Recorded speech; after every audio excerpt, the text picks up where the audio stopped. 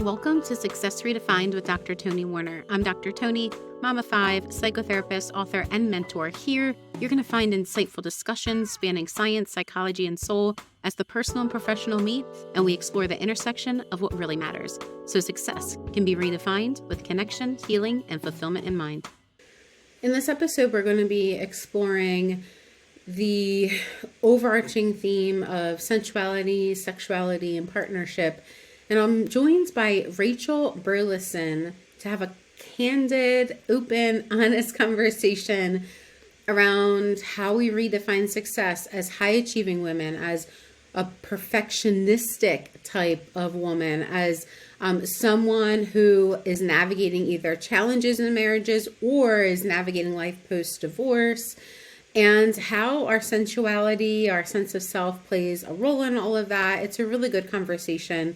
Rachel Burleson describes herself as a long-time perfectionist. She's considered herself a people pleaser throughout her history and an all-around good girl herself, with a history of really prioritizing other people's needs, comforts, expectations, all above her own, which I'm sure many of us can relate to.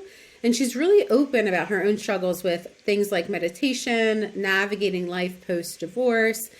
And professionally, Rachel is a holistic and licensed professional counselor in the East Dallas area with a passion for helping high-performing, neurodivergent women let go of their perfectionism, overfunctioning, and performing in order to embrace their authentic self using things like mindfulness and movement. She incorporates dance, yoga, walk, talk therapy, and so much more, helping her clients really integrate the mind, the body, and the spirit on their path to healing and growth. She's a certified personal trainer with the National Council for Strength and Fitness, and she's a 200-hour registered yoga teacher, a pole and exotic dance instructor, a mother, and a partner. She's got 4 huskies with her partner currently, and she enjoys doing things like cooking nutritious food and seeing live music and so on and so forth. So I think you're really going to enjoy this conversation. Let's hop on in. We're going to be diving into relationships and the interplay of self-sensuality post-divorce while also healing in our own trauma as professional, perfectionistic type women, which is a mouthful, right? Yep. There's like so many levels. But it is something I think that is in many ways taboo to talk about, and yet so many women are navigating some aspect of this. So I really just want to express my appreciation that you're willing to come here and be with us and share with us so generously and so courageously. Here's my experience, and I'm going to ask you yours, and I think that's a good place to start. I have found personally and professionally that there are a lot of achieving women. So women who are driven, they're ambitious, they, professionally want to do well, and they tend to equate success with like what success is with over functioning, overdoing, over giving in some way, some variation of that. I know for me, being really strong, right? Like being strong, mentally strong, emotionally strong, like coming across as strong and highly independent was one way for me to portray success. And it was one way for me to feel safe too, right? But it also cut me off from being really present, being able to like enjoy the life that I was creating, and also just from getting vulnerable, like from getting real vulnerable in my intimate relationships. And so I wonder if you took a step back in time before this current version of yourself who has navigated so much and has been redefining success for herself in so many ways, if you took a step back in time How would you say that as a high achieving married woman and professional, you define success at that point for yourself? I feel like there's an unwritten script for us, for women specifically. I'm sure men too, Mhm. but for women, I feel like there is this unwritten script, and within that comes this hyper feminine, I don't know, expectations and ideals as a wife, as a mother. And then also you can be anything you want. And so this like hyper independence, and they're kind of at odds against each other. So I think navigating that, to define success back then was trying to do it all. I was trying to be Mm, the perfect mother, the perfect wife, whatever that meant. I was and I did it. I did a lot of it. I had a career. I was continuing my education. I got my master's degree. While I was finishing my master, I was about halfway done when my son was born, and working full time, and then trying to be full time a full time mother because, I didn't want to be a part-time mother. There's that whole stigma as well. And yeah, I think it was over functioning. And I didn't realize how much I was over functioning until years and years later. I mean, you talk about, it yeah, gets burning sticks the in. candle at both ends. And I mean, mine finally, burned out almost. I mean, sort of. Yeah. I don't know where it went, but I couldn't do it anymore. It was unsustainable. That is such a common story that it's like we don't want to diminish our experience because it's so prevalent and painful. And yet it's so common. It's so common because I can relate to that in so many ways myself. I mean, by the time I was 30, I had had my 3rd baby, earned my PhD, had been a licensed clinical social worker for many years at that point. We got a puppy, I owned my home, I owned my car, blah, blah, blah. Like, I could keep going on, right? But, like, I did Yep. all the things and I was not fulfilled. I wasn't burnt out at that time. I had been to burnout twice prior to that, but I wasn't fulfilled. Like, I wasn't like, joyous, yes. Like, I wasn't, you were like, what? Like, what? How did this sneak in? How did this definition of how we are supposed to be successful, right? Successful women who are achieving at home and in the workplace. Like, how did this definition sneak up Right. without our knowing? Do you know, Right. like, isn't And I it think it's so it's common. And there's two things that always strike me. Number one is we get we're rewarded for this. Everybody looks at us and they are like, oh my God, how do you do it all? And I used to joke and I'm like, oh, it's crack. And then I realized it's probably undiagnosed ADHD. Then I thought maybe it's anxiety. But we are rewarded for it because the more people say, "How do you do it all?" And you're like, "I don't know." I mean, yeah, I was working 3 jobs. Well, this is a little post-divorce, working 3 jobs, all the things I love to do. And serving people, I loved to serve, in serving in that capacity.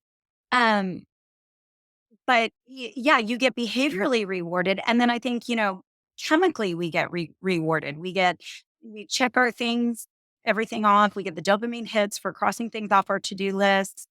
We get a little bit of an endorphin rush. We're probably on some sort of cortisol cycle as well that fuels it. It's just crazy. But I think, we get rewarded.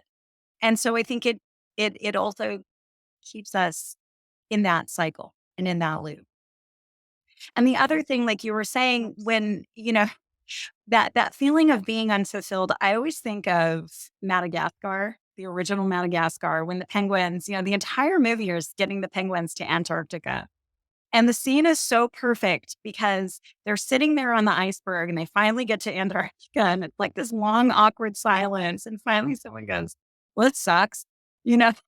And it always reminds me of that. Like we do everything we want to. And of course, we're proud of our accomplishments and the life that we have built.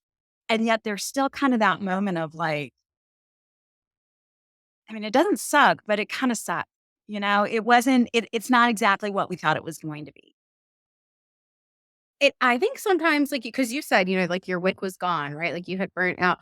I think us, especially us women who define success as this over functioning, hyper independent type of definition, like it has to suck. It has to suck really bad before we're willing to say Yeah. no, right? Like before we're willing to say, actually, maybe I can't do it all.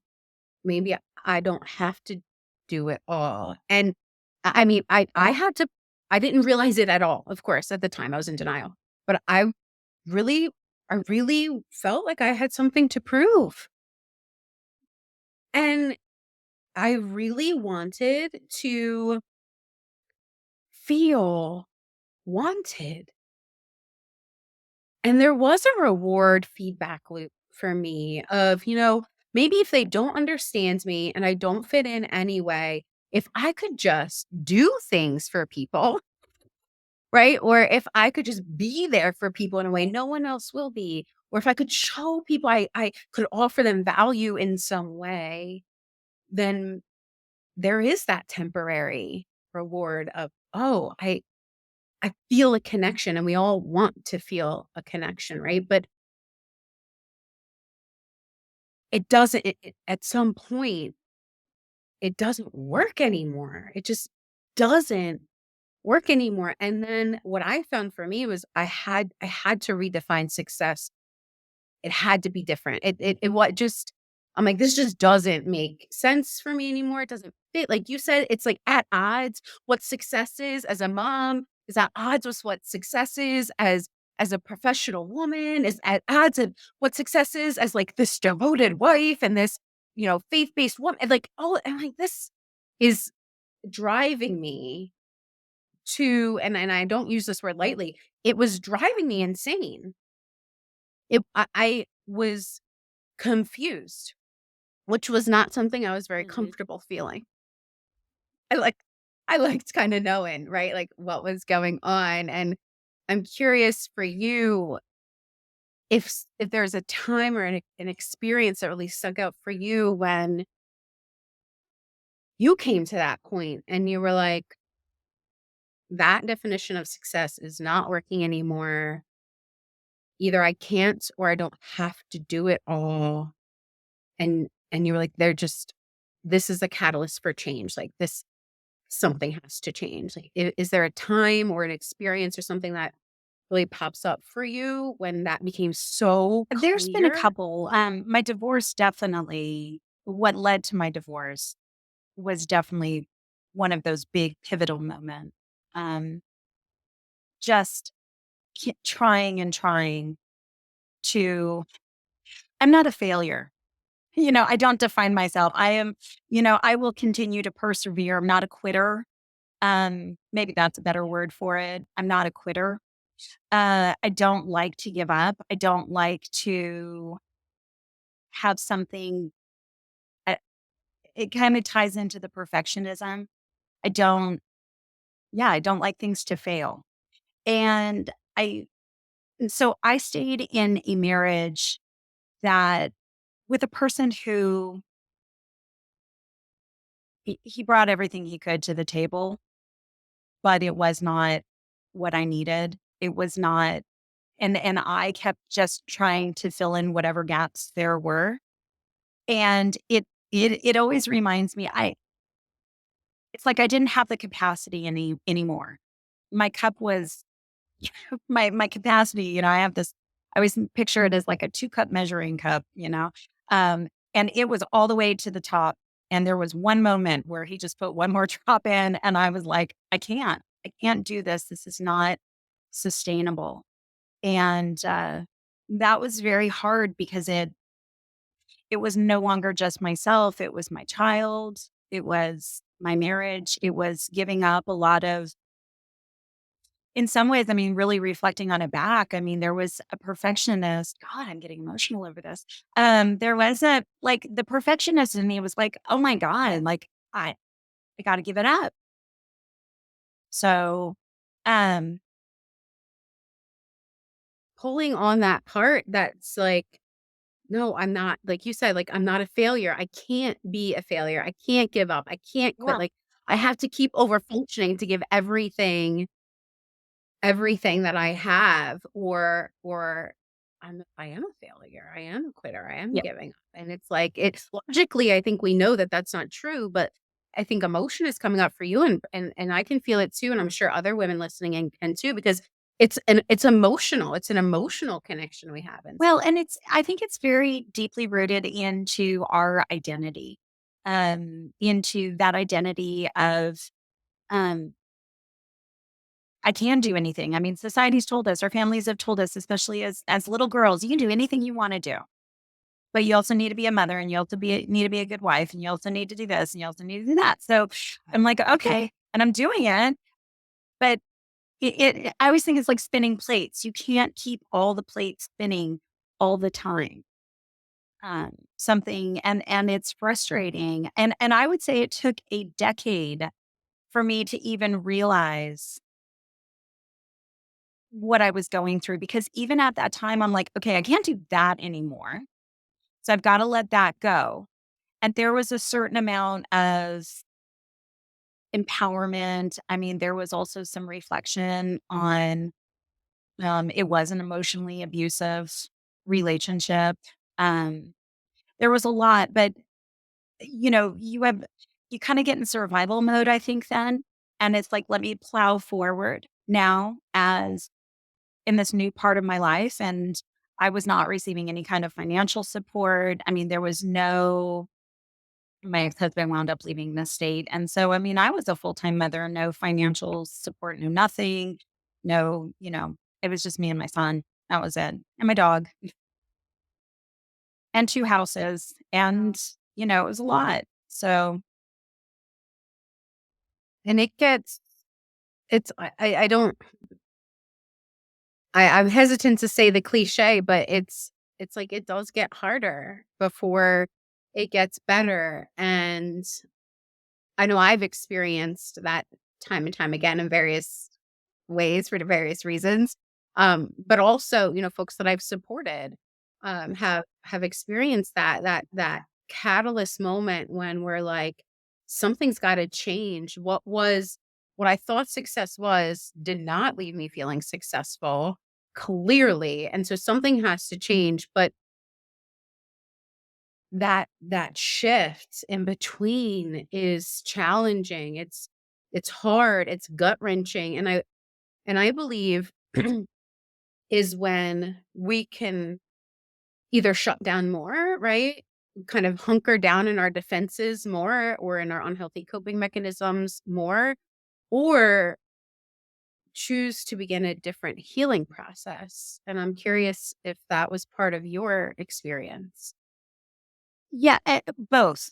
Yes.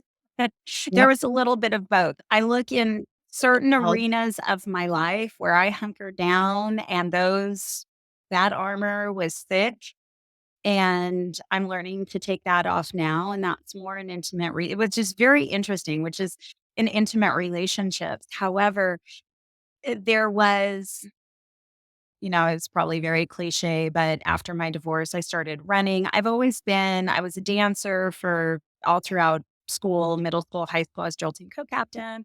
Um, I belly danced. I did all sorts of fun stuff. And had always off and on been a gym rat. Um, and so part of my, I think like reclamation of myself, was really in my own fitness journey and wellness Mm. journey in that way. That was very healing. I started running after the divorce. Mm. Actually, I started running right before.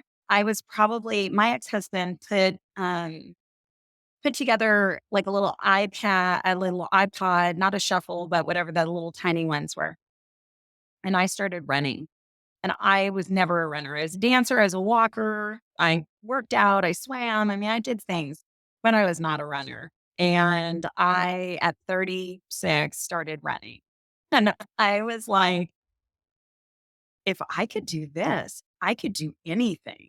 If I can run 30 minutes or 3 miles or, I could do anything. And I probably started running in May. And by August, I was like, okay, I'm done. We're not, I got to get out of this.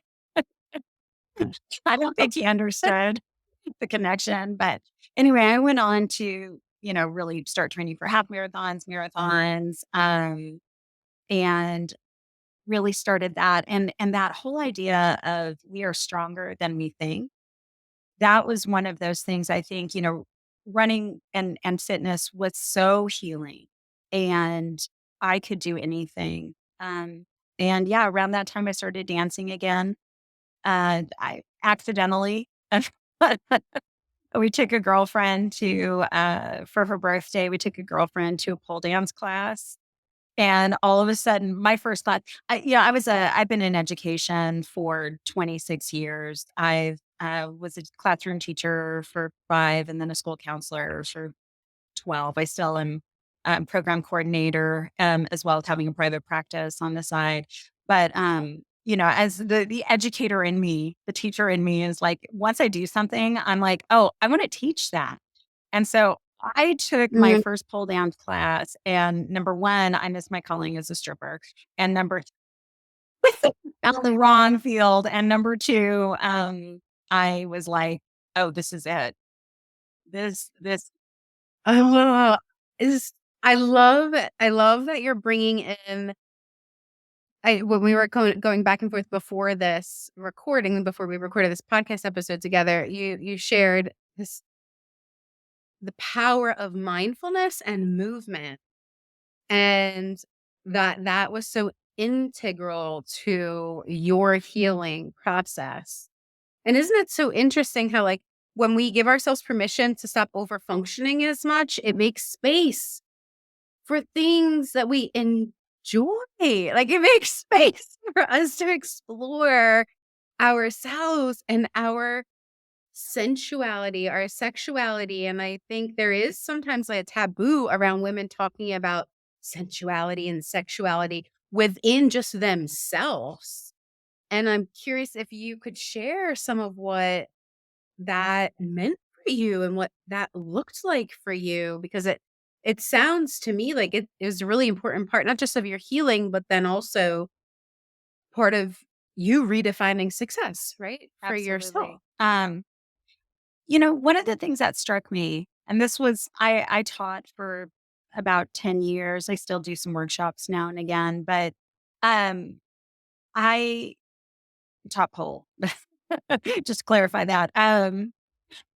It was interesting as I started teaching, as I started dancing myself, and then um it's also tied in. It's funny, like all of this is so tied in together. The mindfulness piece of it, yoga has also been a big journey of it. Running, just these kind of testing the limits of our physical boundaries. But then I think it ties into other things, like you had mentioned, our sensuality, these things that are taboo. Testing the limits of, I don't know, the constructs that we've been sold, the rules that we've been told to abide by.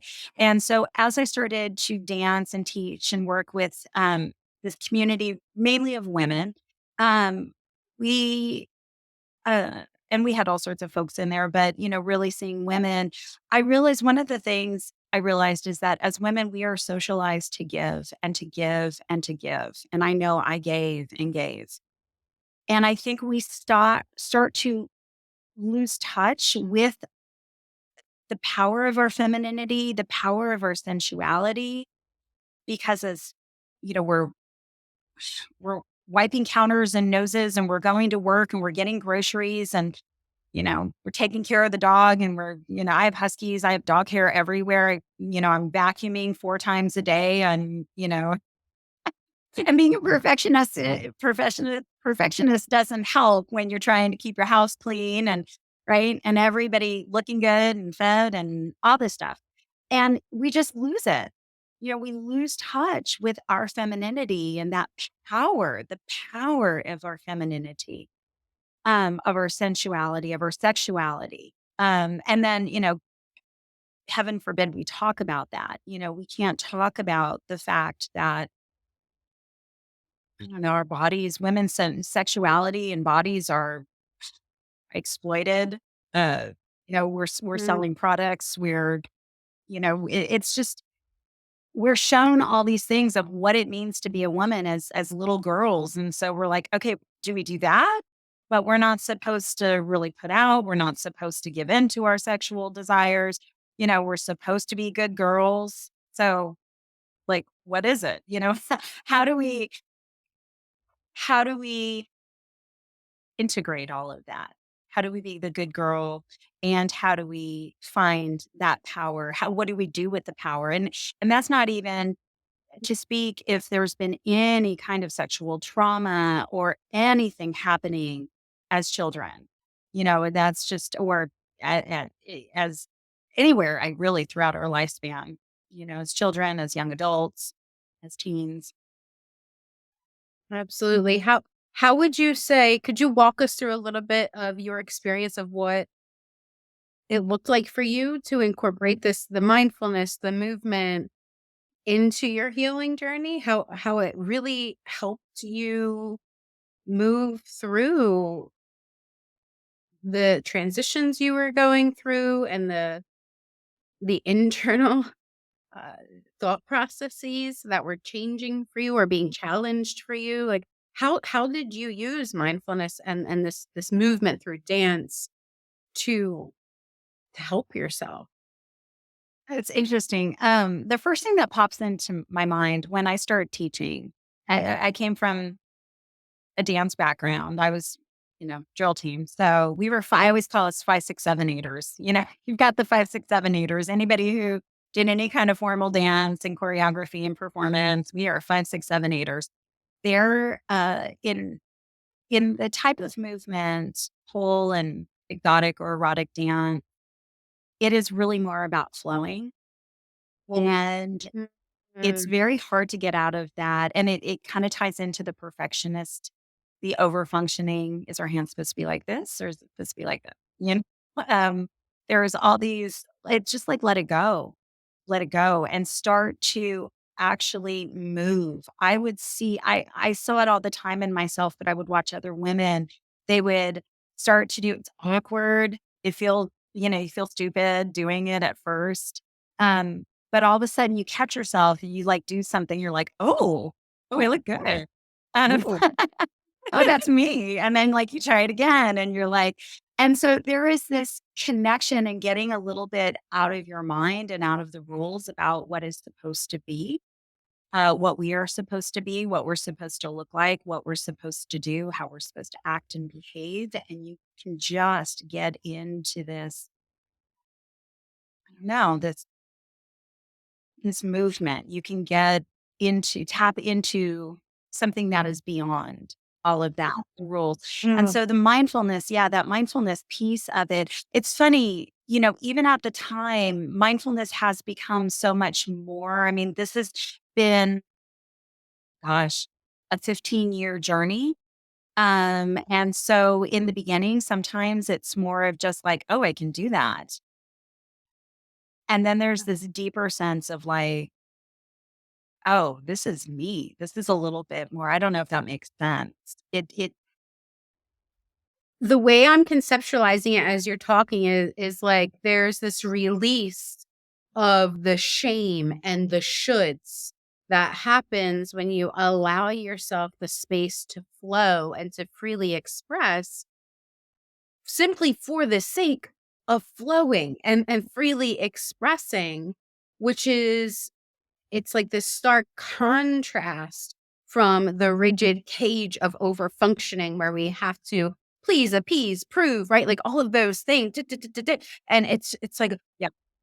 I was just that's what I was Well, imagining as you're talking, right? You're just like moving and dancing, and it was just like it just there's a release that was allowed to happen. I'm sure it was many releases, not just one, but like an allowance to just let go a little bit with our body, with our emotions, like with our full self, not just saying it. Oh yeah, I forgave or I let go or I really like not just using words, but like feeling it and embodying it. Yeah. That's the imagery I got and the feeling I got while you're talking. Does that fit? Absolutely. Absolutely. And, I would have people often, just people in class, we would do performances for graduations and showcases at the dance studio. And people were like, oh my gosh, I bet your husband or your boyfriend loves this. And I never wanted to say, because I'm like, listen, if you're like going to take this home and bust this out on your partner, knock yourself out. But this is not for my partner. This is 100% for me. This is just my space.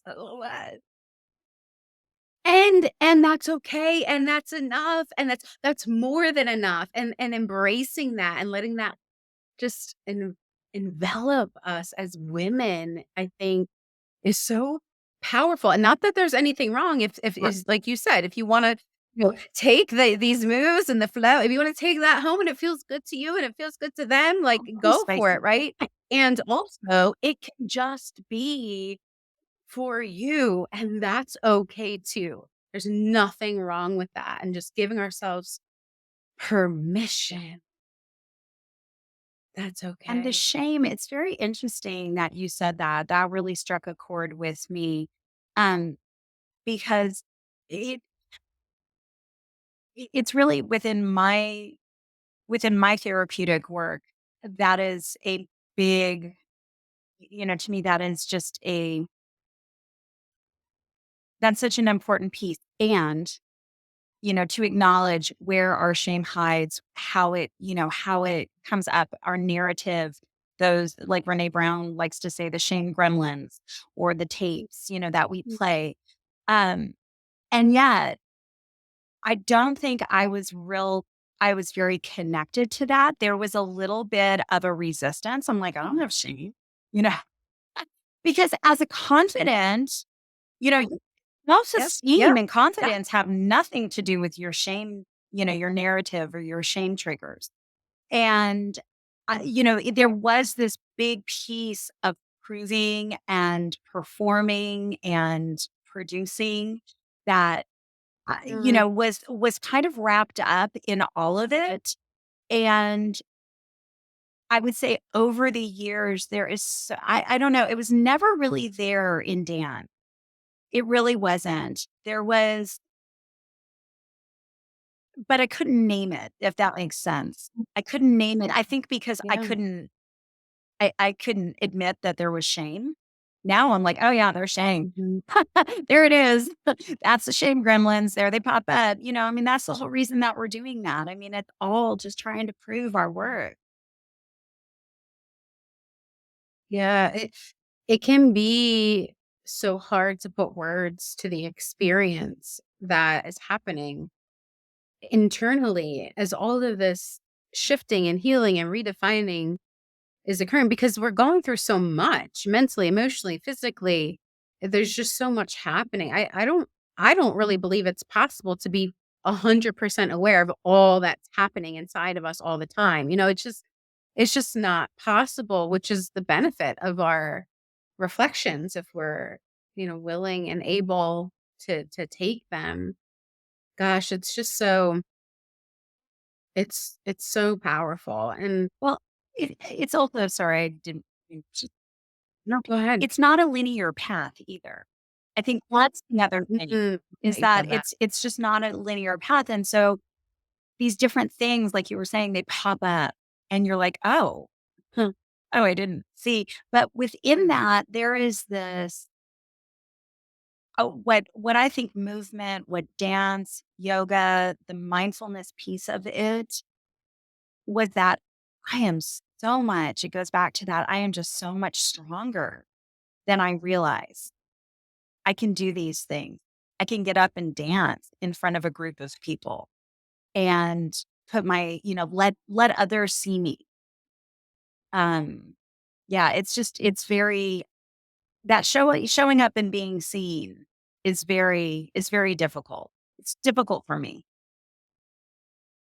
Is Would you say that your definition of strength, of your perception of how you're strong, did that change? Because for I was what came up for me as you were just saying that, one of my one of the ways I guarded myself, I armored myself, I set myself up to look successful was to appear strong, right?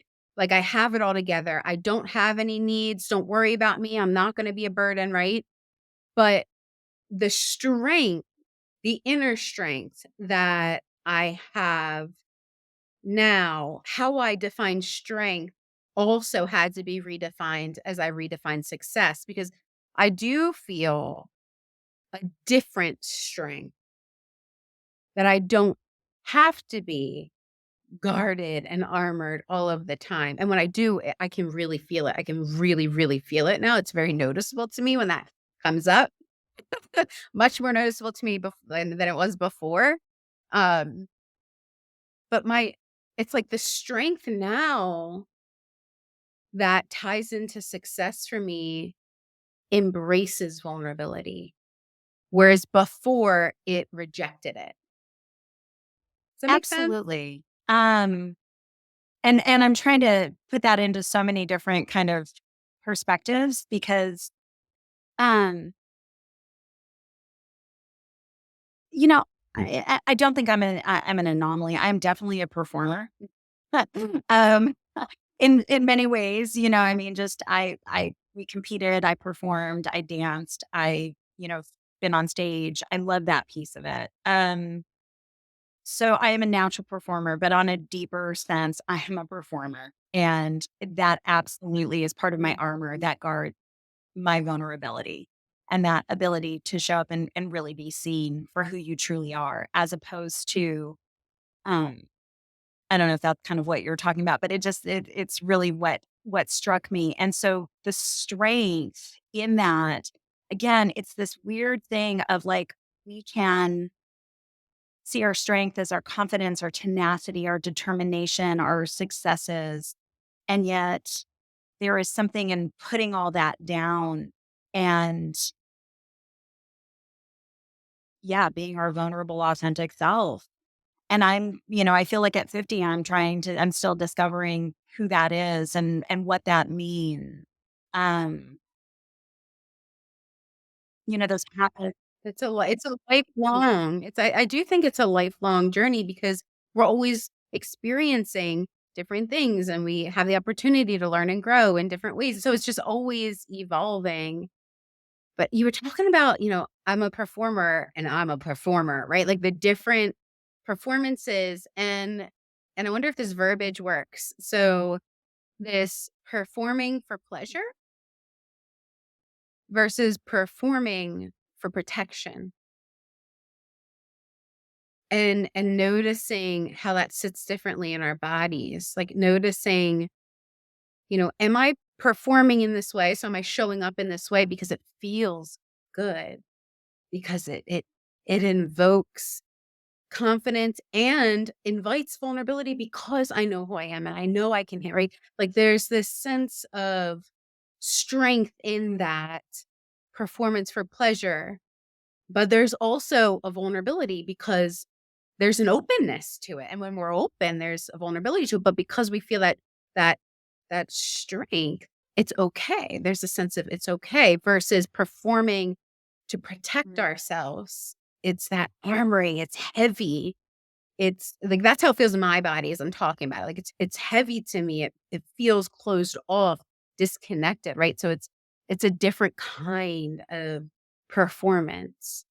Does that fit with what you were kind of describing there? Absolutely. And it's so nuanced. And I think it's part of the journey because I can look back Mm, and see, and that's what I'm saying before. I feel like this is still still a work in progress where I'm starting to drop the performance when it comes to more intimate relationships. That's my final frontier. Um, I'm like, kind of killed it at all these other things, but not so much that. Um, but there is that is that very guarded, and it's interesting too. It's like I can drop the armor in dance. I can drop the armor in moving for myself. But it is a little harder to drop that with a partner. It is a little bit harder, of what is expected of me.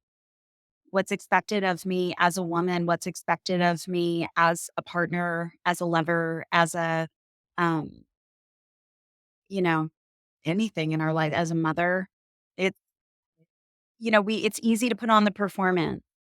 It's harder to be a little messy and imperfect and embrace it. And honestly, dance, that's what it is, because sometimes dance, you just feel sometimes you feel so awkward in your movement.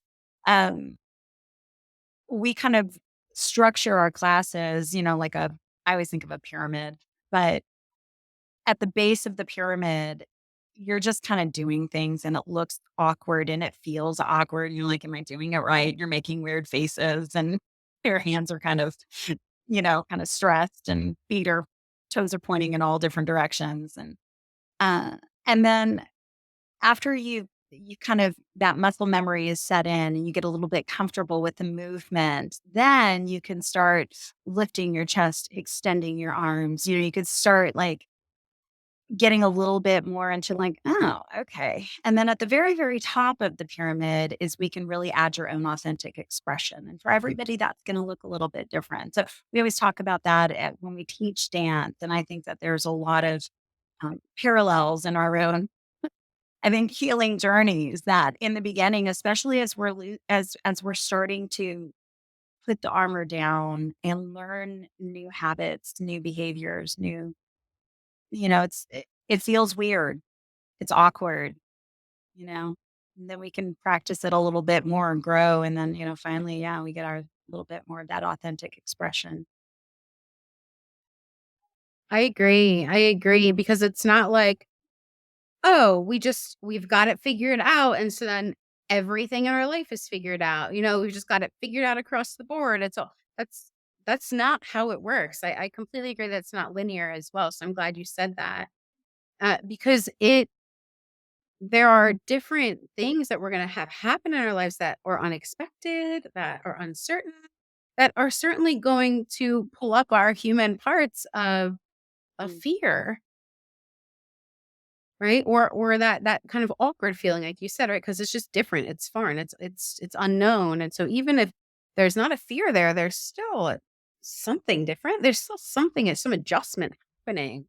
And I think a really big difference here is, if for dance, as you were just sharing about, I'm noticing that it feels awkward, but I'm allowing some grace for myself. Like it's okay that it feels awkward versus what we can sometimes do, especially for an over functioning mode, is, oh, that felt awkward, and then start shaming or blaming or otherwise, poking at ourselves. Or sometimes someone could get explosive and it goes out on someone else. But what we do with it when we notice the awkwardness, when we notice the challenge, what we do with that makes such a big difference. And for me, that was part of me needing to redefine success as well. Was there's some flexibility, there's some grace, there's openness to imperfection and to messing up and to not needing to be, right and put together all the time. Like I can be open to that and it can be okay. And actually I think I can feel safe in some places with some people in doing some of these things. And just kind of getting experience with that a little bit more and a little bit more and a little bit more. Does that connect Absolutely. with your Yeah, experience? and as you were saying that, I was thinking, yeah, I've gotten really comfortable with being awkward and uncomfortable. And I kind of forget that part of the journey sometimes. I don't when Yeah. I'm teaching, when I'm watching people be exceptionally vulnerable. When you have quiet, shy person in class who is just like, "Oh my gosh, I can't do this." Um, I always I always had a portion of class that was the skills with a Z portion of because I'm like, we're just gonna try stuff and we might all suck at it. You know, I saw this on a video. We're just gonna try it. or it could be I do it. I teach a hit class now. And so we'll just do crazy stuff on, I'm like, okay, we're just going to practice that. And I have people who can do things in class that I can't. I'm like, okay, here's my version of it. And I don't mind being the supposed expert up there who can't do what other people can do. And I don't mind admitting that and saying, yeah, I mean, let's keep working on this stuff, and the only way we get better at it is to keep practicing it. Um, Yes. so, but yeah, that I love awkwardness, I think that there is something really nice about having spaces to be awkward. And especially when you're supposed to have it all together everywhere else, it's okay.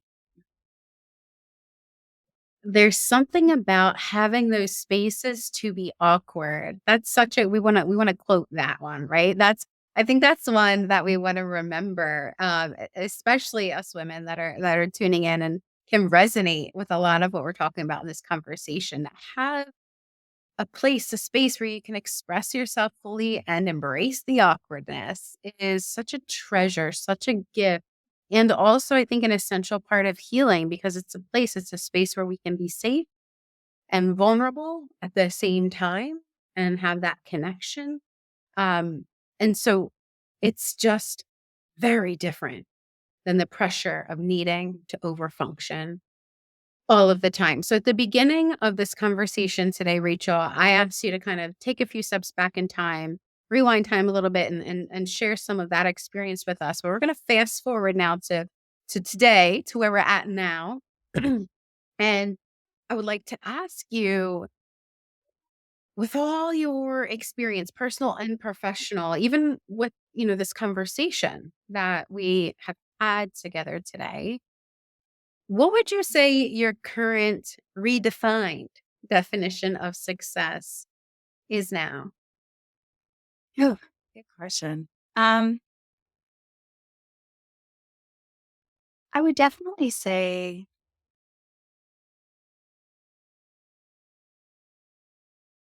hard one. That's a It's a really hard hard one. question. My redefine, because again, I just feel like I'm stumbling through all this.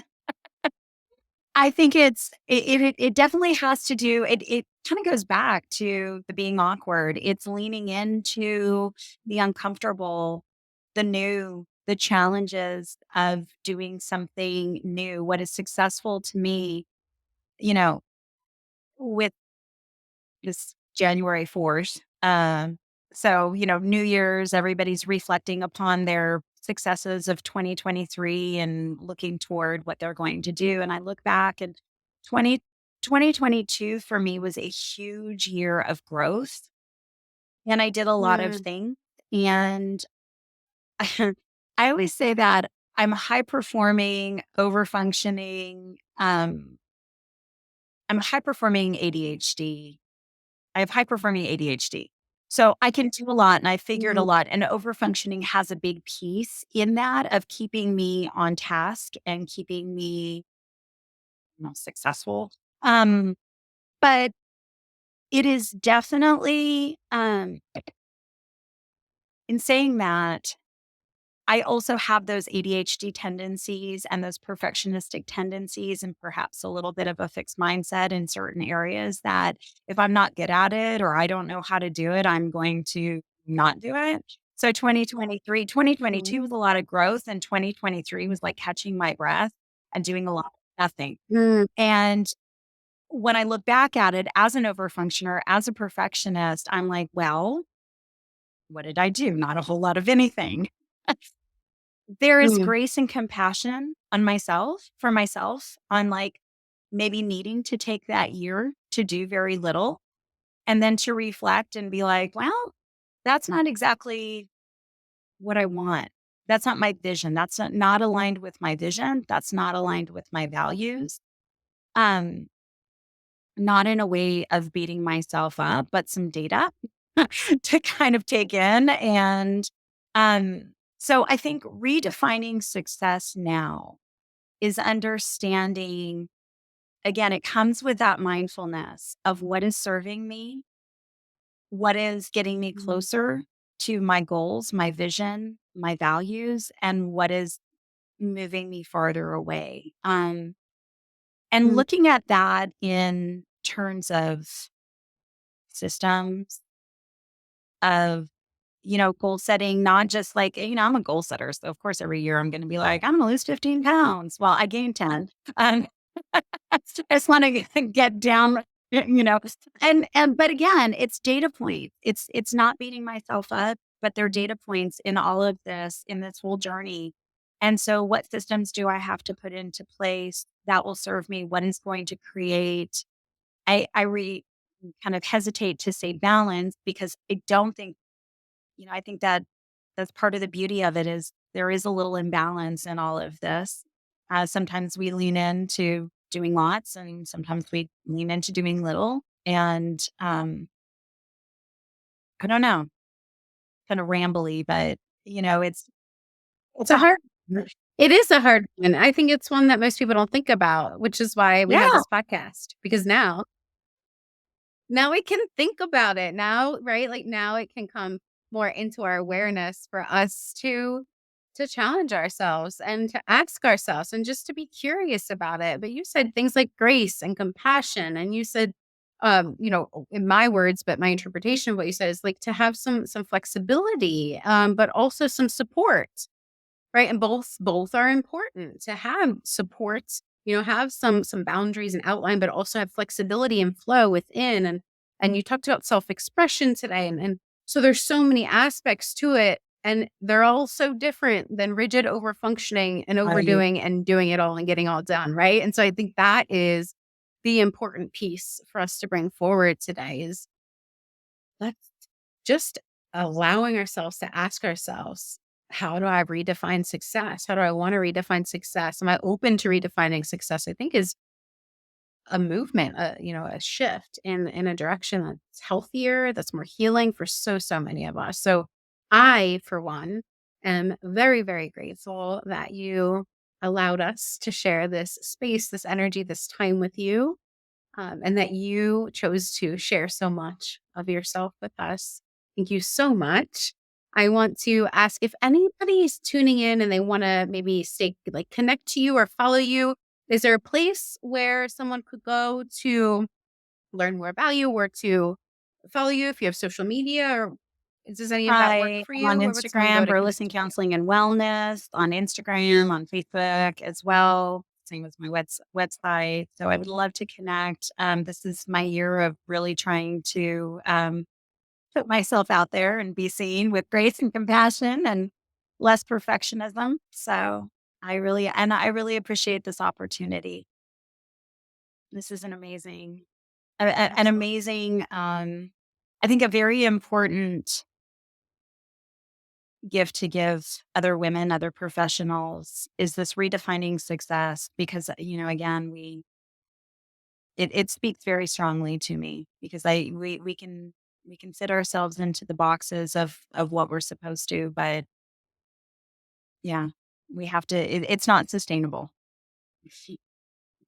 It's not And so we need to sustainable. have the It's true. sustainable, yeah, model. Yeah. Thank you. It is. It's my honor to do this, and really my passion to be able to do this. Thank you, everyone who's joined us today, joining in on the recording. We're recording today on January 4th, as Rachel had shared a little bit earlier. So it'll be interesting when this episode launches later on in the year in the spring. If you listen back, Rachel, to see if your definition of success had Or shifted, even just between now and then, which it, very well may have, who knows? But that's more space for grace and evolution. So everyone who tuned in, thank you. If you're joining us on YouTube, I invite you to share your questions, reflections, contributions in the comment section below so we can continue to cultivate, to create a community that feels safe, for all of us, where we can connect and contribute. Much success to each and every one of you. Until next time. Bye.